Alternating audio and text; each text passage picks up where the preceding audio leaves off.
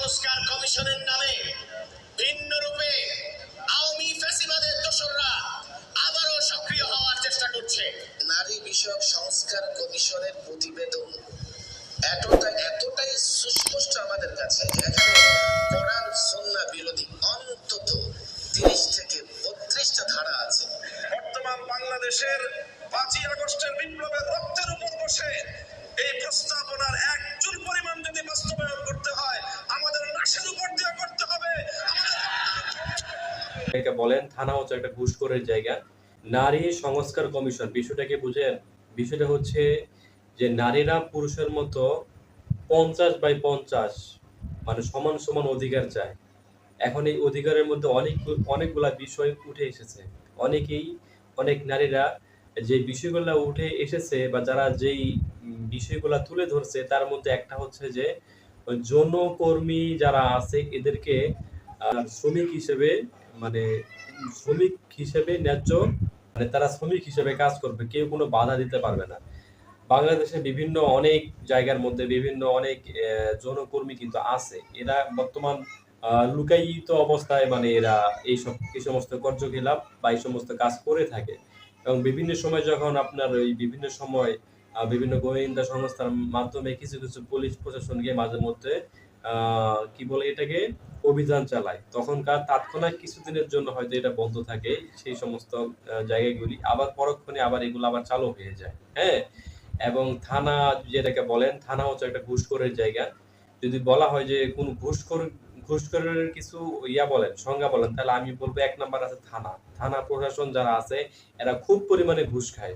ঠিক আছে, তো যখন যারা এই অভিযানগুলো চালায় তখনকার থানা প্রশাসন যারা আছে এদেরকে কিছু ঘুষের মাধ্যমে এটা তারা দমিয়ে রাখে, কিন্তু তারা তাদের কার্যক্রমগুলো কিন্তু চলমান থাকে। ঠিক আছে, তো এইভাবে লুকায় লুকায় লুকায় কয়দিন যারা এই সমস্ত ব্যবসার সাথে জড়িত অনেক মানুষ আছে এই সমস্ত চালায় যেটাকে বলে আবাসিক হোটেল নামে। ঠিক আছে, আর বিভিন্ন বারেও কিন্তু এই সমস্ত কাজ চলে। তো তারা এভাবে কি করে, তারা গোপনে গোপনে এই সমস্ত কার্যকলাপ চালায়। তো যখন আপনার নারী কমিশন সংস্কারের মাধ্যমে যদি এই পয়েন্টেও যদি উত্থাপন হয়, তাহলে কিন্তু এরপর থেকে আর অভিযান চালানো যাবে না। কারণ এটা সরকার তাদেরকে লাইসেন্স করে দিল। সরকার এদেরকে লাইসেন্স করে দিল, হ্যাঁ তোমরা শ্রমিক, তোমরা এই সমস্ত কাজ করতে পারো, সমস্যা নাই। যদি সরকার এটাকে দিয়ে দেয় তাহলে কিন্তু আর এখানে থানা বা এই সমস্ত কেউ কোনো কিছু করতে পারবে না। এখন আমার কথা হচ্ছে যে বাংলাদেশে এই বাংলাদেশ কি এই ইন্ডিয়ার মতো করতে চায় এরা?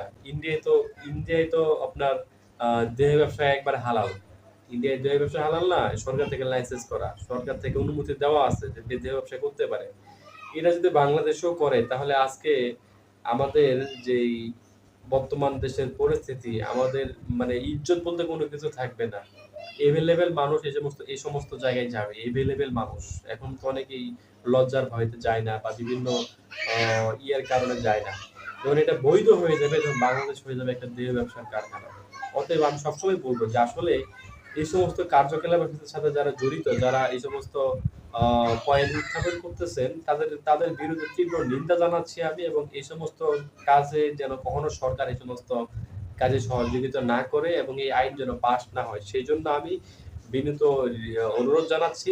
আমি ছোট একজন মানুষ, কিন্তু বড় বড় যারা এই সমস্ত বিষয়ে যে আলেম ওলামা যারা প্রতিবাদ জানাচ্ছে, এই আলেম ওলামাদের প্রতিবাদ যেন গ্রহণযোগ্য হয় সেটার পক্ষে আমি আছি, এবং ডক্টর ইউনূসও যেন এই সমস্ত উৎক্ষেপণ বা এই সমস্ত আইন যেন পাস না করে সেই জন্য বিনীত অনুরোধ জানাচ্ছি।